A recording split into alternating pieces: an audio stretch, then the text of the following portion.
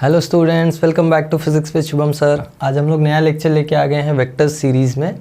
हम लोग ने वेक्टर्स स्टार्ट कर दिया है चैनल पे, तो वेक्टर्स 01 ऑलरेडी अपलोड हो गया है, जिसका लिंक डिस्क्रिप्शन में मिल जाएगा तुमको। आज हम लोग सेकेंड लेक्चर चालू कर रहे हैं वेक्टर्स का। इसके पहले हम लोग ने वेक्टर्स का इंट्रोडक्शन किया है कि वेक्टर्स होते क्या हैं और बेसिक रिप्रेजेंटेशन क्या होता है वेक्टर्स का, कैसे दिखाई पड़ते हैं, उनको कैसे हम लोग विजुअलाइज कर पाते हैं, ये सब चीज़ें। प्लस हम लोग ने देखा कि उसका मैग्नीट्यूड कैसे रिप्रेजेंट करते हैं। फिर हम लोग ने देखा कि उसके बीच में एंगल कैसे निकालते हैं, और एंगल निकालने के लिए एक बहुत इंपॉर्टेंट ट्रिक सीखी थी हमने, that was parallel shifting of vectors. ठीक है, तो इतना सब कुछ हमने कर लिया है। आज हम लोग जो टॉपिक स्टार्ट करने जा रहे हैं इन vectors, that is types of vectors. ठीक है, हम लोग आज टाइप्स देखेंगे। काफ़ी सारे टाइप्स होते हैं, तो हम लोग ट्राई करेंगे जितने हो सके उतने करें, जितने सिलेबस में इंक्लूडेड हैं वो सब करें। Also there is one more thing, इस चैप्टर के जो नोट्स हैं वो मैंने डिस्क्रिप्शन बॉक्स में लिंक डाल दिया है, तो इस वीडियो के डिस्क्रिप्शन बॉक्स में भी तुमको लिंक मिल जाएगा। बाकी वेक्टर्स का कोई भी तुम वीडियो ओपन करोगे वेक्टर्स 01, 02 या इसके आगे भी जो भी अपलोड होंगे, सबके डिस्क्रिप्शन बॉक्स में तुमको लिंक मिल जाएगा नोट्स के लिए। ठीक है, तो वहाँ पूरे चैप्टर का एक साथ में हैंड रिटन नोट्स है, go through that and try to understand. कुछ अगर डाउट आता है तो मुझे बताओ। ठीक है, they are the best notes so far, मतलब तुमको जितना भी ज़रूरत है सारे टॉपिक्स उसमें सब कुछ कवर्ड है, तो बहुत अच्छे नोट्स हैं। ओके, चलो let's start with the types.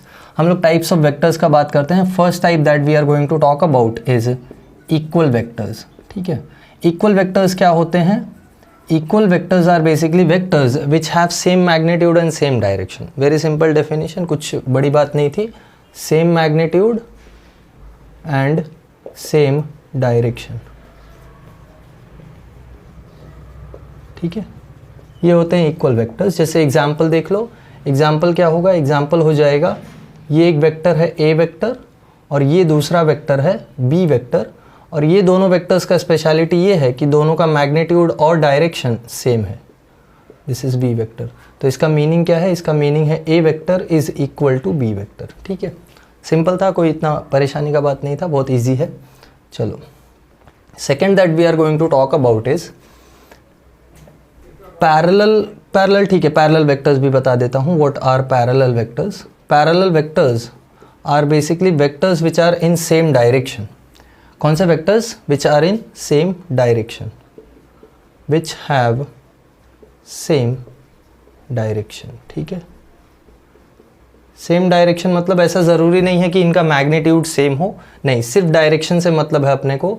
मतलब जैसे ये एक वेक्टर है ए वेक्टर और ये दूसरा वेक्टर है बी वेक्टर, यहाँ क्लियरली दिखाई पड़ रहा है दोनों वेक्टर्स का मैग्नीट्यूड अलग अलग है, बट दोनों पैरेलल हैं। तो यहाँ से हम लोग कंक्लूड कर सकते हैं A vector is parallel to B vector. There is one more thing, एक चीज़ याद रखना, angle between parallel vectors is always 0 degrees. मतलब जब दो वेक्टर्स पैरेलल होंगे तो उनके बीच का एंगल जो होगा वो 0 होगा। ठीक है, 0 ही होगा ना पैरेलल लाइंस में एंगल। ठीक है, थर्ड वाला देखते हैं। The third vector that we are going to talk about is, ये दो सिंपल थे, equal vectors, parallel vectors. I hope कुछ परेशानी नहीं होगा। नेक्स्ट वन इज नेगेटिव और ऑपोजिट वेक्टर। ये काफ़ी इंपॉर्टेंट है, ज़रा ध्यान से देखना। व्हाट इज नेगेटिव और ऑपोजिट वेक्टर? दो vectors which have two vectors which have same magnitude but opposite directions, उनको हम ऑपोजिट या नेगेटिव वेक्टर्स बोलते हैं। तो जब भी फिजिक्स में कहीं पे भी तुमको दो इक्वल एंड ऑपोजिट वेक्टर्स दिखाई पड़ेंगे तो उन दोनों को एक दूसरे का नेगेटिव वेक्टर्स बोला जाता है। So basically having same magnitude but opposite direction, ये डेफिनेशन है नेगेटिव या ऑपोजिट वेक्टर्स का। एग्जाम्पल के लिए, एग्जाम्पल देखो, ये एक वेक्टर ए वेक्टर और ये एक वेक्टर बी वेक्टर, तो इसको हम लोग बोलते हैं कि A vector is negative of B vector. Very important conclusion, यहाँ से याद रखना, अगर दो वेक्टर्स सेम मैग्नीट्यूड वाले हैं और ऑपोजिट डायरेक्शन में हैं तो उनको हम लोग बोलते हैं negative vectors of each other. ठीक है, so A vector is negative vector of B vector, मतलब ए और बी एक दूसरे के नेगेटिव वेक्टर्स हैं, एंड वाइस वर्सा। अब तक वाइस वर्सा से फैमिलियर हो गए होगे। वाइस वर्सा मतलब b is negative of a, जैसे a is negative of b, इसका उल्टा b is negative of a। ठीक है, नेक्स्ट है फोर्थ वाला कोलीनियर वेक्टर्स। कोलीनियर वेक्टर्स क्या होते हैं? Collinear vectors are basically vectors which are along the same line, which are और which lie in a same line. सब सेम लाइन में ही होंगे, irrespective of their magnitude, direction doesn't matter. क्या magnitude है, क्या डायरेक्शन है, इससे कुछ लेना देना नहीं है, बस एक लाइन में होने चाहिए, तो उनको हम बोल देते हैं कोलीनियर वेक्टर्स। एग्जाम्पल के लिए जैसे ये एक वेक्टर है, दिस इज़ ए वेक्टर, ये दूसरा वेक्टर है, दिस इज़ बी वेक्टर, ये तीसरा वेक्टर, दिस इज़ सी वेक्टर, ये चौथा वेक्टर, दिस इज़ डी वेक्टर।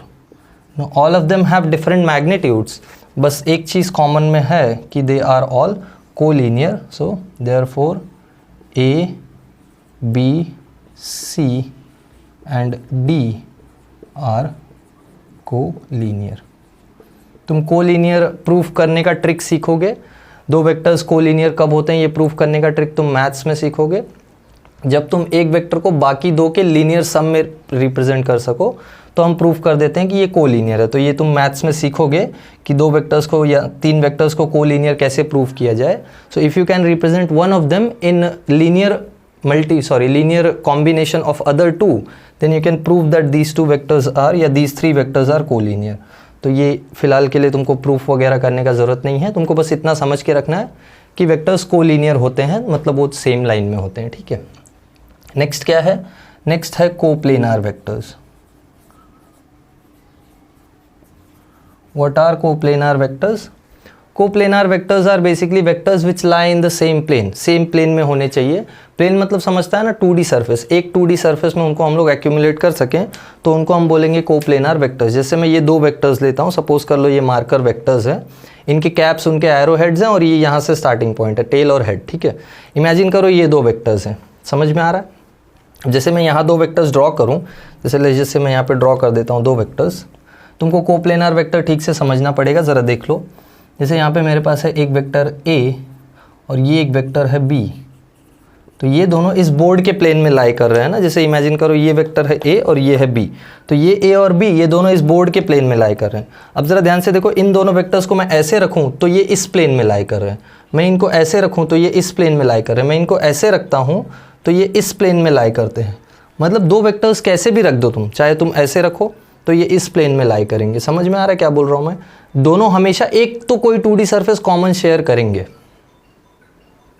ये वेक्टर दोनों, चाहे मैं किसी भी ओरिएंटेशन में रखूँ, चाहे ऐसे रखूँ तो भी ये इस कॉमन प्लेन में आ गए, ऐसे रखूँ तो भी इस कॉमन प्लेन में, ऐसे रखूँ तो भी इस कॉमन प्लेन में। Irrespective of their orientation, two vectors are always coplanar. Definition है vectors lying in same plane. ठीक है, तो एक फैक्ट है या एक नोट है, two vectors are always coplanar. ठीक है, चलो ये तीन वेक्टर्स के साथ ट्राई करके देखते हैं कि तीन वेक्टर्स के साथ क्या होगा। जैसे मेरे पास ये वो तीन वेक्टर्स हैं, ठीक है, अब ये तीन वेक्टर्स जब इस केस में हैं, ऐसे सिचुएशन में, तो आई कैन से कि they are lying in this common plane, ये कॉमन प्लेन में तीनों लाई कर रहे हैं। ठीक है, व्हाट अबाउट सपोज जैसे ये दो वेक्टर्स हैं और ये तीसरा वाला ऐसा है, तो अब देखो ये दोनों इस कॉमन प्लेन में हैं बट ये थर्ड वाला बाहर है प्लेन से। वैसे ही ये दोनों इस कॉमन प्लेन में है बट ये वाला प्लेन के बाहर है। वैसे ही ये दोनों कॉमन प्लेन में है बट ये वाला प्लेन के बाहर है। समझ में आ रहा है क्या बोल रहा हूँ मैं? तो तीन वेक्टर्स जब होंगे ना तो कोप्लेनैरिटी का गारंटी खत्म हो जाता है। दो वेक्टर्स हमेशा कोप्लेनर होंगे, तीन वेक्टर्स का कोप्लेनैरिटी का गारंटी थोड़ा मतलब फिक्स नहीं है कि कोप्लेनर होंगे, गारंटी नहीं होती है। Whereas two vectors will always be coplanar. तो तीसरे वेक्टर जैसे ही इंट्रोड्यूस होता है तीसरा वेक्टर, तो ये चांस पे चला जाता है कि दे मे और मे नॉट बी कोप्लेनर।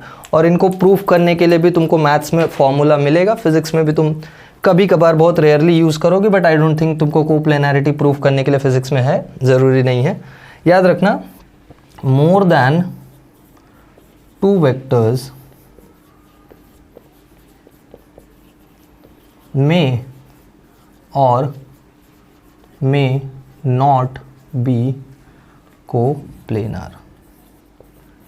ठीक है, जब भी वेक्टर्स का नंबर 2 से ज़्यादा हो जाएगा ना तो कोप्लेनैरिटी का श्योरिटी ख़त्म हो जाता है। मतलब जब 2 वेक्टर्स थे तब तक कोप्लेनैरिटी श्योर था कि हाँ कोप्लेनर ही होंगे, बट जैसे ही 2 से ज़्यादा हुए वेक्टर्स कोप्लेनैरिटी का श्योरिटी क्या हो गया, ख़त्म हो गया। ठीक है, तो ये बात याद रखना, मोर देन 2 वेक्टर्स मे और मे नॉट बी कोप्लेनर। तो हमने अब तक 5 टाइप्स देखे हैं, कुछ और टाइप्स बाकी हैं, तुम इसको पॉज करके नोट डाउन करो, तब तक मैं पसीना पोंछ लेता हूँ, बहुत गर्मी पड़ रही है। चलो नोट डाउन करो। ओके, नोट डाउन कर लिया है सबने। चलो, अब तक हम लोग ने क्या देखा वेक्टर्स के बारे में, कौन कौन से वेक्टर्स देखे, equal vectors, parallel vectors, then opposite और नेगेटिव वेक्टर्स, फिर उसके बाद कोलिनियर और कोप्लेनर। ठीक है, ये 5 वेक्टर्स देखे हैं। एक बार रिवाइज कर लो मेरे साथ। इक्वल वेक्टर्स क्या हैं, having same magnitude and same direction, and parallel vectors क्या हैं, having same direction irrespective of the magnitude. Then उसके बाद क्या था, नेगेटिव वेक्टर्स क्या है, negative vectors are basically vectors which have same magnitude but opposite directions. ठीक है, मैग्नीट्यूड सेम होना चाहिए, डायरेक्शन ऑपोजिट होना चाहिए। उसके बाद कोलिनियर मतलब सारे के सारे वेक्टर्स में एक लाइन में होने चाहिए। एंड लास्ट वन हम लोगों ने देखा कोप्लेनर, जो कि एक प्लेन में होने चाहिए। ठीक है, अब 6th टाइप देखते हैं। 6th टाइप होता है कॉनकरेंट वेक्टर्स। क्या होता है कॉनकरेंट वेक्टर्स, देखो कॉनकरेंट वेक्टर्स मतलब ऐसे vectors which start from a common point, so which start from a common point. कहीं कहीं तुम इनको ऐसे डिफाइन होते हुए देखोगे, कहीं कहीं तुम इनको ऐसे डिफाइन होते हुए देखोगे कि they are vectors which are acting along the same point, या basically which are passing through a same point, उनको भी कॉनकरेंट बोलते हैं। तो या तो ये डेफिनेशन भी चलती है, या फिर which are passing through a common point, इनको हम बोलते हैं कॉनकरेंट वेक्टर्स। एग्जाम्पल देखो, जैसे ये एक वेक्टर है, ये एक वेक्टर है, ये एक वेक्टर है, ये एक वेक्टर है, A B C D, they are all concurrent. और एक एग्जाम्पल, ये एक वेक्टर है, ये एक वेक्टर है, ये एक वेक्टर है, they are all passing through a common point, A vector, B vector, C vector, so they are also concurrent. ठीक है, कभी कभी इनको हम लोग बोलते हैं को इनिशियल वेक्टर्स, बट फाइन, वो ज़रूरी नहीं है, कॉनकरेंट में ही दोनों हम लोग शामिल कर लेते हैं, तो कोई प्रॉब्लम का बात नहीं है। ठीक है, then next one is 7th one, which is zero और नल वेक्टर। ज़ीरो और नल वेक्टर क्या होता है, ज़ीरो और null vector is basically a vector which has zero magnitude but arbitrary direction, has और having zero magnitude but arbitrary direction. इसका क्या meaning है और ये डिफ़ाइन करना ज़रूरी ही क्यों है? तुम बोलोगे सर ज़ीरो ही तो है, डिफ़ाइन क्यों कर रहे हो? डिफ़ाइन करना ज़रूरी इसलिए है क्योंकि जब हम लोग वेक्टर एडिशन या वेक्टर सब्ट्रैक्शन परफॉर्म करेंगे, वेक्टर एडिशन या वेक्टर सब्ट्रैक्शन परफॉर्म करेंगे तो आंसर कभी कभी ज़ीरो भी आता है। जैसे सब्ट्रैक्शन करने पे ज़ीरो तो आने का चांस है ना। जैसे मैं बोलूँ ए वेक्टर और बी वेक्टर सेम है, या बेसिकली जैसे मैं ए वेक्टर में से ए वेक्टर माइनस कर देता हूँ तो ये आंसर ज़ीरो आ जाएगा, बट ये ज़ीरो ना होके ज़ीरो वेक्टर होगा। That's the point that I am trying to make. तो जब भी वेक्टर एडिशन परफॉर्म किया जाता है या वेक्टर सब्ट्रैक्शन परफॉर्म किया जाता है तो आंसर ज़ीरो जब आता है तो वो ज़ीरो वेक्टर होता है actually, not just number zero, क्योंकि वेक्टर एडिशन वेक्टर सब्ट्रैक्शन का आंसर वेक्टर ही आना चाहिए। ये वेक्टर अलजेब्रा का रूल है, तो ज़ीरो भी एक वेक्टर होता है, ये ध्यान रखना। इसको हम लोग ऐसे लिख सकते हैं, this is correct, whereas if I write it like this, A vector plus minus of A vector, I cannot write it like this. Simple zero नहीं लिख सकते हम लोग, ये इसके इक्वल नहीं होता है, ठीक है। It is not equal to zero, this is equal to या दिस इज़ करेक्ट। तो ये चीज़ याद रखना, ठीक है। चलो नेक्स्ट वन क्या है, next is axial vectors. Axial vectors क्या होते हैं? These are the vectors which act along the axis of the rotation and they indicate the rotational effect. So, which indicate rotational effect and are along the axis of rotation. मैं कुछ examples बता दूंगा, परेशान मत हो जाओ, क्या बोल रहे हो सर। एक्सिस ऑफ रोटेशन मतलब जैसे मेरे पास कोई बॉडी रोटेट करे, जैसे सर्कुलर मोशन का एग्जांपल सोचो। सर्कुलर मोशन में क्वांटिटीज़ होती हैं, एंगुलर वेलोसिटी, एंगुलर डिस्प्लेसमेंट वगैरह वगैरह। जैसे रोटेशनल मोशन में देखो तो कुछ क्वांटिटीज़ होती हैं। सो दीज आर क्वांटिटीज़ और basically these are the vectors which are acting along the axis. और कुछ एग्जाम्पल्स हैं angular velocity, torque, angular momentum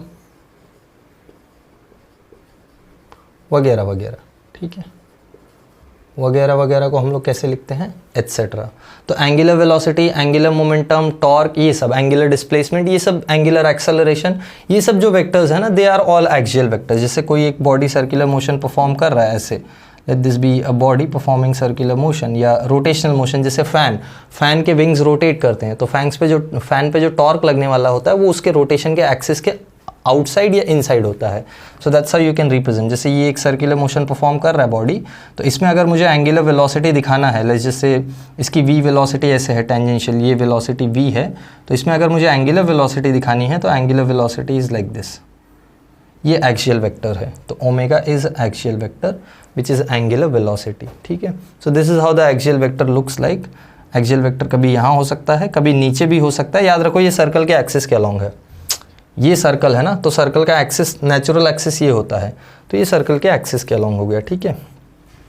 एक और वेक्टर बताता हूँ, सॉरी 8 तो हो गए काश इसके आगे और एक लाइन लगा सकते हैं हम लोग, 9, ओके। 9th वन क्या है देखो, 9th one is resultant vector. Resultant vector क्या होता है? Resultant vector is basically the vector which is represented as, or basically which is used to represent the result of the vector algebra। मतलब जो हम लोग वेक्टर एडिशन या vector subtraction करते हैं तो जो रिजल्ट आता है वो एक वेक्टर होता है और उसको रिप्रेजेंट हम रिजल्टेंट वेक्टर से करते हैं। सो it is a vector which represents the resultant और basically result of vector algebra. मतलब जब भी हम बोलेंगे ना कि दो वेक्टर्स का एडिशन हुआ तो हम बात करेंगे रिजल्टेंट वेक्टर के बारे में। रिजल्टेंट वेक्टर मतलब कौन सा वेक्टर होता है? रिजल्टेंट वेक्टर मतलब वो वेक्टर जो उनके रिजल्ट को इंडिकेट करेगा। एग्जाम्पल के लिए A vector plus B vector, they will give us a resultant vector, ठीक है। This is what I am talking about. जब दो वेक्टर्स का एडिशन होता है तो आंसर एक रिजल्टेंट वेक्टर आएगा, वैसे दो वेक्टर्स का सब्ट्रैक्शन होगा तो भी एक रिजल्टेंट वेक्टर आएगा, वगैरह वगैरह, ये सब एग्जांपल्स, ठीक है, फाइन। इसके बाद चलो एक और बोनस वेक्टर बता देता हूँ, फिर हम जाते हैं इस पे इंपॉर्टेंट वाले पे। 10th वाला क्या है? 10th वाला इज पोलर वेक्टर। देखो ये मत सोचो सर बहुत ज़्यादा टाइप्स बता रहे हो, ज़रूरी नहीं है, ऐसा ज़रूरी नहीं है, ऐसा नहीं है, कोई भी टाइप तुमको कहीं भी यूज़ हो जाएगा। That's why I am talking about, कहीं MCQs में मिल जाएगा तो फिर वहाँ फंस जाओगे, ठीक है। देखो पोलर वेक्टर्स क्या होते हैं? Polar vectors are basically vectors having a starting point. मतलब अगर उनको रिप्रेजेंट करना है तो उनका स्टार्टिंग पॉइंट फिक्स होता है। जैसे डिस्प्लेसमेंट वेक्टर होता है, फोर्स वेक्टर होता है, वो कहीं से स्टार्ट होते हैं तो उनको हम बोलते हैं पोलर वेक्टर्स, ठीक है। एग्जाम्पल डिस्प्लेसमेंट, फोर्स, ये सब पोलर वेक्टर्स हैं, ठीक है। मतलब ऐसे वेक्टर्स जो एक पॉइंट से स्टार्ट होते हैं, ऐसे इनको रैंडमली कहीं पे भी हम ड्रॉ नहीं कर सकते हैं, इनका एक फिक्स्ड ओरिजिन होगा, एक फिक्स्ड पॉइंट ऑफ ओरिजिन होगा, वहाँ से ये स्टार्ट होंगे।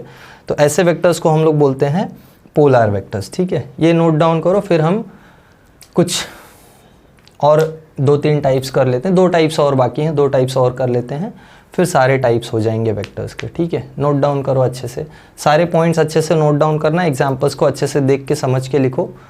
कुछ डाउट रहेगा तो अभी तो नहीं पूछ पाओगे, लाइव लेक्चर नहीं है, बट कमेंट सेक्शन में बता देना तो मैं सॉल्व कर दूंगा।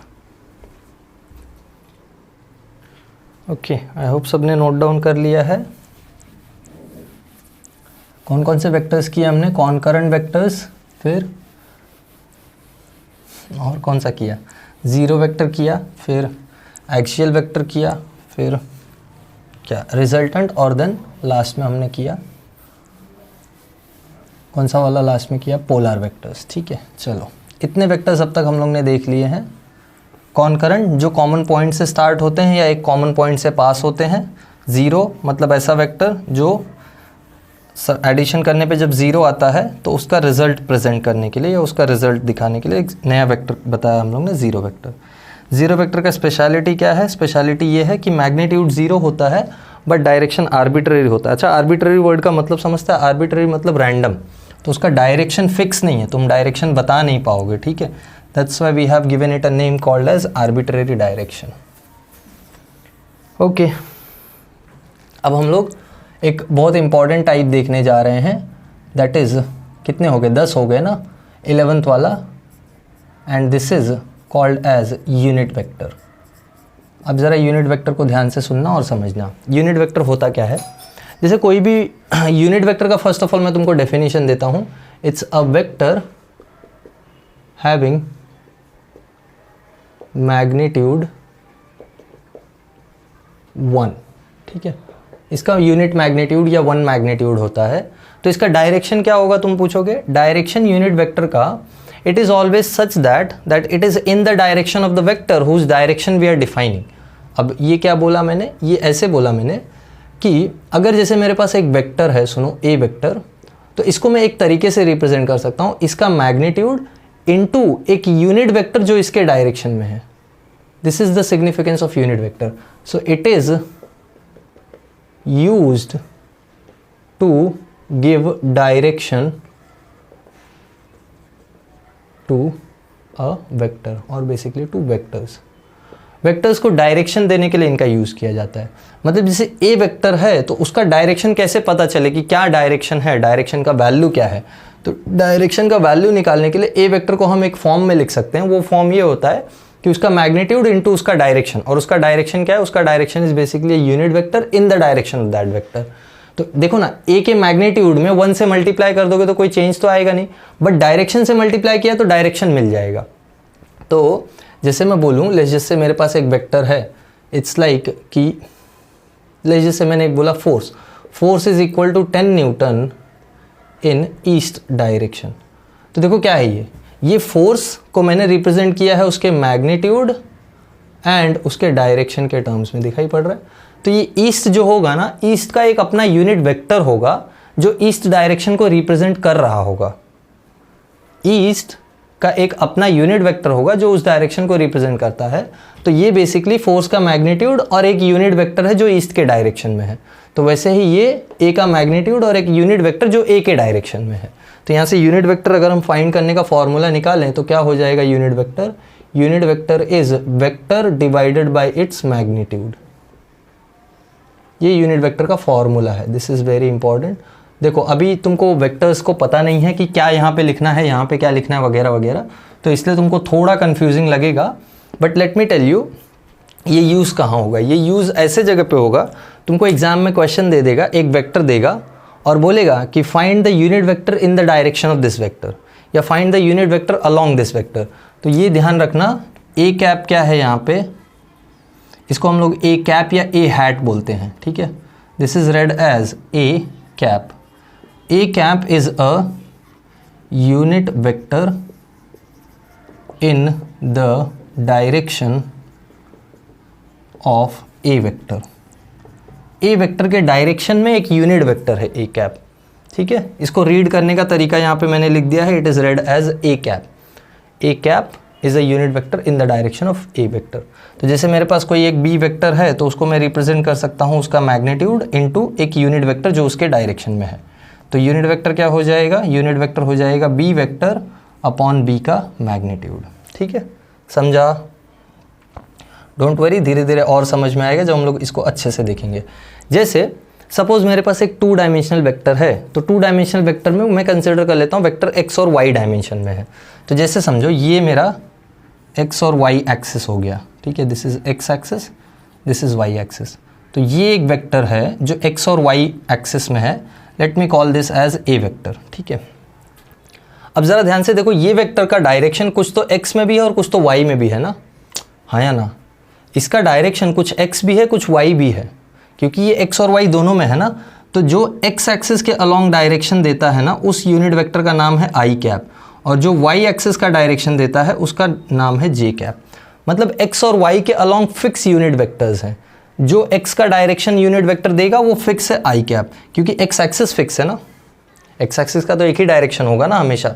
तो जब भी एक्स एक्सिस दिखा तुमको तो पॉजिटिव एक्स की तरफ जाने वाला यूनिट वेक्टर आई कैप, नेगेटिव एक्स की तरफ पॉजिटिव वाई की तरफ जाने वाला यूनिट वेक्टर जे कैप।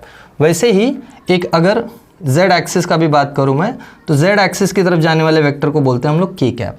तो ये i, j, k ये कौन से वेक्टर्स हैं? These are basically unit vectors in the direction of x, y and z axis respectively. मतलब जैसे कोई वेक्टर है जो x और y एक्सिस में है तो उसका डायरेक्शन i कैप और j कैप के टर्म्स में होगा। कोई वेक्टर जिसका डायरेक्शन सिर्फ x एक्सिस में है, जैसे ये एक वेक्टर हो गया, ठीक है, let this be vector a। तो a वेक्टर को मैं कैसे रिप्रेजेंट कर सकता हूँ? a वेक्टर को मैं रिप्रेजेंट कर सकता हूँ magnitude of a into I cap. अब समझ में आया होगा, a वेक्टर का magnitude into I cap. I cap क्या है? Unit vector in the direction of a vector, but दिखाई पड़ रहा है a वेक्टर x एक्सिस में है, तो x एक्सिस का डायरेक्शन कौन देता है? आई कैप। तो a आई कैप। समझ में आई बात? कोई भी वेक्टर 2 पार्ट्स में रिप्रेजेंट होता है, एक उसका मैग्नीट्यूड, एक उसका डायरेक्शन। मैग्नीट्यूड, उसका मैग्नीट्यूड हम लोग बाहर हटाते हैं। डायरेक्शन कैसे मिलेगा? डायरेक्शन डिफाइंड है, एक्स एक्सिस का डायरेक्शन फिक्स है आई कैप, वाई एक्सिस का डायरेक्शन फिक्स है जे कैप, जेड एक्सिस का डायरेक्शन फिक्स है के कैप। तो कोई वेक्टर अगर एक्स एक्सिस में है तो ए आई कैप, कोई वेक्टर अगर वाई एक्सिस में है, let this be a vector B vector which is in Y direction, तो इसको तुम लिखोगे B vector is equal to magnitude of B into J cap. Correct है ना? कोई वेक्टर z एक्सिस में है, सी वेक्टर, चलो बोलो मेरे साथ, C vector will be equal to magnitude of C into K cap. Good, अब तुमको समझ में आ रहा है, ठीक है। सो वेक्टर का मैग्नीट्यूड इंटू उसका डायरेक्शन, और ये डायरेक्शन क्या है? बेसिकली एक यूनिट वेक्टर है। तो unit vector is use to give direction to vectors. तो यहाँ ध्यान से समझ लेना कि I, J and K are unit vectors along x, y and z axis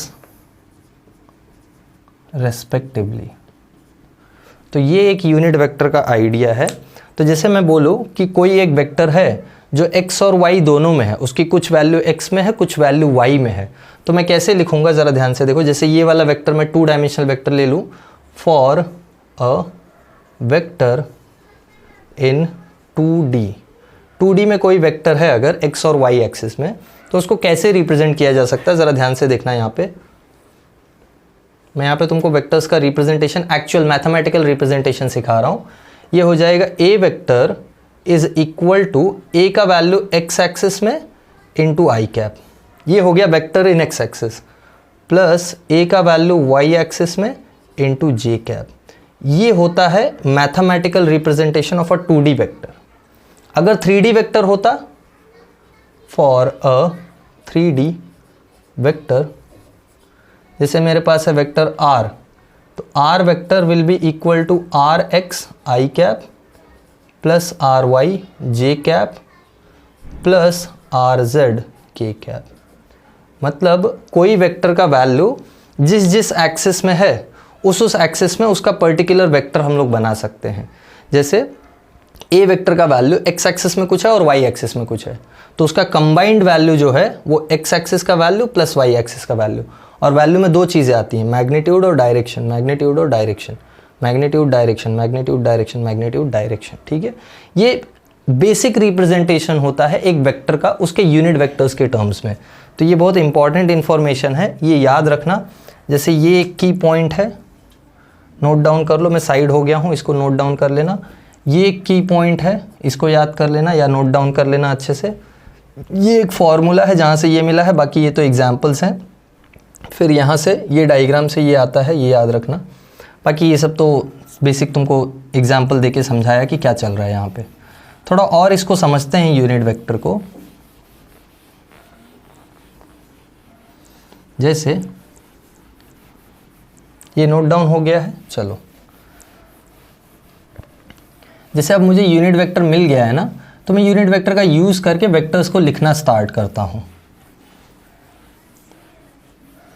ठीक है, जैसे देखो मेरे पास एग्जाम्पल के लिए कोई वेक्टर है ए वेक्टर, तो इसको मैं लिख सकता हूँ, अगर ए वेक्टर की वैल्यू एक्स वाई जेड में कुछ है तो मैं इसको लिख सकता हूँ 3i cap plus 2j cap plus 6k cap. इसका मतलब क्या है? इसका मतलब क्या है कि A vector has value 3 in x axis, 2 in y axis and 6 in z axis। समझ में आई बात? ए वेक्टर का वैल्यू x एक्सिस में 3 है, y एक्सिस में 2 है, z एक्सिस में 6 है। जैसे हम लोग बोलते हैं ना कोई पॉइंट, जैसे x y में कोई पॉइंट है, ये कोई पॉइंट है, दिस इज 3,2। इसका मतलब क्या है? इसका मतलब इसका वैल्यू x में 3 है, y में 2 है। यही बोलते हो ना, इसका वैल्यू x में 3 है, y में 2 है। तो जैसे मैं कोई एक वेक्टर ड्रॉ कर दूं, देखो ध्यान से, कोई एक वेक्टर ड्रॉ कर दूं जो ऐसे है, तो इसका वैल्यू x में निकालने के लिए हम लोग इसका x कोऑर्डिनेट ढूंढ लेंगे कि x कोऑर्डिनेट कितना है, और y में निकालने के लिए इसका y कोऑर्डिनेट ढूंढ लेंगे कि y में कितना है। तो ये इसकी वैल्यू, जैसे ये वेक्टर था r, तो ये इसकी वैल्यू हो गई x एक्सिस में, ये इसकी वैल्यू हो गई y एक्सिस में। और वेक्टर फॉर्म में रिप्रेजेंट करना है तो r वेक्टर ये हो जाएगा i कैप, ये हो जाएगा j कैप। अब आई होगी बात तुमको समझ में कि यूनिट वेक्टर क्या कर रहा है यहाँ पे।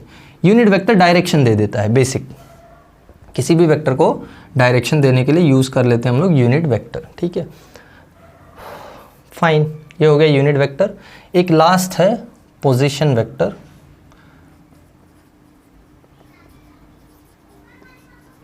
पोजीशन वेक्टर क्या होता है? देखो, position vector is basically a vector which is used to describe the location of a point और ऑब्जेक्ट इन स्पेस। मतलब जैसे मुझे इस रुमाल का पोजीशन डिस्क्राइब करना है स्पेस में क्या है, तो मैं क्या करूँगा, ओरिजिन से एक वेक्टर ड्रॉ करूँगा, उस ओरिजिन से यहाँ तक, और इस वेक्टर के कोऑर्डिनेट्स चेक करूँगा। जैसे देखो मैंने इस पॉइंट का पोजीशन कैसे डिस्क्राइब किया, एक वेक्टर ड्रॉ करके, आर वेक्टर। यहाँ पे आर वेक्टर पोजीशन वेक्टर है जो इसका पोजीशन बताएगा। जैसे इसका एक्स कोऑर्डिनेट देख लोगे तो कुछ एक्स वैल्यू आ जाएगी, वाई कोऑर्डिनेट देखोगे तो कुछ देख लोगे तो कुछ वाई वैल्यू आ जाएगी। मतलब ये एक्स कॉमा वाई इसका कोऑर्डिनेट दे दे रहा है। जैसे समझो it's a vector which is used to describe position of an object or point in space। और हमेशा याद रखना, पोजीशन वेक्टर एक ओरिजिन से ड्रॉ किया जाता है, हमेशा किसी भी ओरिजिन से। जैसे तुमको कोई बोले कि ये रुमाल का पोजीशन क्या है, तो तुम पूछोगे पोजीशन किस रिस्पेक्ट में निकाल रहे हो, उस कॉर्नर से, घर के उस कॉर्नर से, या इस कॉर्नर से, या इस कॉर्नर से, या इस कॉर्नर से, या इस कॉर्नर से, या इस कॉर्नर या इस corner. There are in fact many corners, right, 1 2 3 4 5 6 7 8, there are 8 corners. तो कौन से कॉर्नर, कोई एक ओरिजिन चाहिए होगा ना, जैसे हर एक कॉर्नर अपना एक्स वाई और जेड लेके चल रहा है। Basically this room is 3D, right, तो एक्स वाई जेड अपना एक्सेस है हर कॉर्नर पे। तो कौन से पॉइंट से हम लोग इसका पोजीशन डिस्क्राइब कर रहे हैं वो फिक्स करना ज़रूरी होता है, इसलिए हम ओरिजिन डिसाइड करते हैं। सो position vector is always, position vector is always drawn from an origin। एक origin डिसाइड करना पड़ता है, फिर वहाँ से हम ड्रॉ करते हैं। जैसे मुझे ये पर्टिकुलर ओरिजिन है मेरा ये, और इस पॉइंट का पोजीशन डिस्क्राइब करना है, तो मैं यहाँ से यहाँ तक एक पोजीशन वेक्टर ड्रॉ करूँगा। ठीक है, ये आया मेरा वेक्टर। ये वेक्टर देखो पोजीशन डिस्क्राइब कर रहा है किसके किसके टर्म्स में, x और y के टर्म्स में, क्योंकि ये पॉइंट x और y में है ना, तो इसकी वैल्यू यहाँ से यहाँ तक कुछ x हो गई, यहाँ पे यहाँ कुछ y हो गई। तो ये जो पोजीशन वेक्टर है it is usually represented by small r vector. तो r vector is given by xi cap plus yj cap. ये पोजीशन वेक्टर होता है। पोजीशन वेक्टर मतलब ऐसा वेक्टर जो पोजीशन बता दे। किस किस फॉर्म में पोजीशन बताएगा, जो जो पॉइंट्स में उसका पोजीशन एग्जिस्ट कर रहा है। अगर एक्स वाई में एग्जिस्ट कर रहा है तो एक्स वाई में बताएगा, एक्स वाई जेड में एग्जिस्ट कर रहा है तो एक्स वाई जेड में बताएगा। जैसे ये जो रुमाल है ये 3D में है ना, 3D स्पेस में है ना, तो किसी भी ओरिजिन से मैं वेक्टर ड्रॉ करूंगा तो इसका कुछ एक्स कोऑर्डिनेट, कुछ वाई कोऑर्डिनेट और कुछ जेड कोऑर्डिनेट होगा ना। देखो ये एक्स एक्सिस, जैसे ये 3D वाला देख लो, ये एक्स एक्सिस, ये वाई एक्सिस, ये जेड एक्सिस। तो इस पॉइंट का पोजीशन डिस्क्राइब करोगे तो कुछ एक्स में वैल्यू है, कुछ वाई में वैल्यू है और कुछ जेड में वैल्यू है। समझ में आई बात? तो एक्स एक्सिस से कुछ दूरी पे है ये, वाई एक्सिस से कुछ दूरी पे है और जेड एक्सिस से कुछ दूरी पे है। तो ये चीज़ हम फाइंड कर सकते हैं by looking at its position vector. Okay, position vector में इतना इनफ है। इसको जब हम लोग यूज़ करना चालू करेंगे ना तब ज़्यादा अच्छे से समझ में आएगा। जैसे नेक्स्ट चैप्टर जो है तुम्हारा उसमें हम पोजीशन वेक्टर यूज़ करना चालू करेंगे। जब motion in 1D and 2D पढ़ेंगे तो पोजीशन वेक्टर यूजुअली हम मोशन इन 2D में यूज़ करते हैं, वहाँ ये अच्छे से समझ में आएगा। बाकी यूनिट वेक्टर ज़्यादा इंपॉर्टेंट है। यूनिट वेक्टर से हमको किसी भी वेक्टर का मैथमेटिकल रिप्रेजेंटेशन समझ में आता है। मतलब i, j और k में किसी वेक्टर को हम रिप्रेजेंट कर सकते हैं, किसी भी वेक्टर को। तो ये बात याद रखना, वेक्टर्स का एक्चुअल रिप्रेजेंटेशन ऐसा होता है। कोई भी वेक्टर है जैसे जनरल रिप्रेजेंटेशन, यहाँ देखो मैंने लिखा हुआ है ये जनरल रिप्रेजेंटेशन है। तो ये बहुत ही इंपॉर्टेंट पॉइंट है, इसको रखना अपने साथ में, ठीक है। This is very very important. Fine, I hope सबको टाइप्स सारे समझ में आए होंगे जो भी हमने किए हैं। जितने भी टाइप्स किए हैं अच्छे से पढ़ के देखो।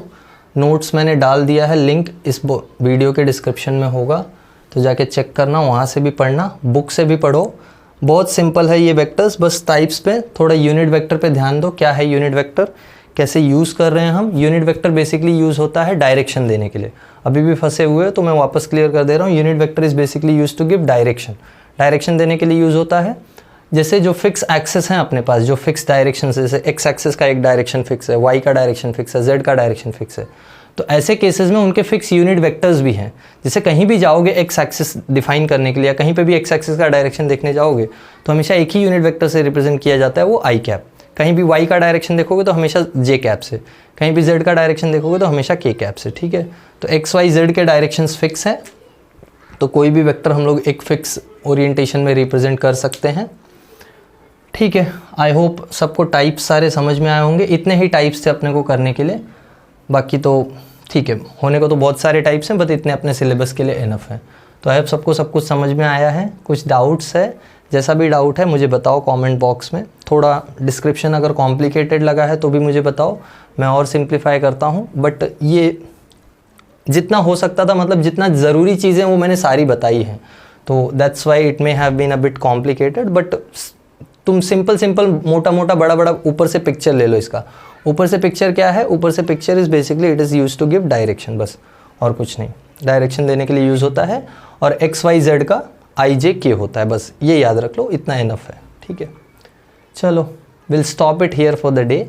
आज के लिए बस करते हैं, काफ़ी हो गया है। तो नेक्स्ट लेक्चर में हम लोग लेके आएंगे, अब वेक्टर अलजेब्रा स्टार्ट करेंगे, एडिशन स्टार्ट करेंगे। एडिशन देखते हैं क्या होता है। So I will see you all in next video. Bye everyone, have a good day.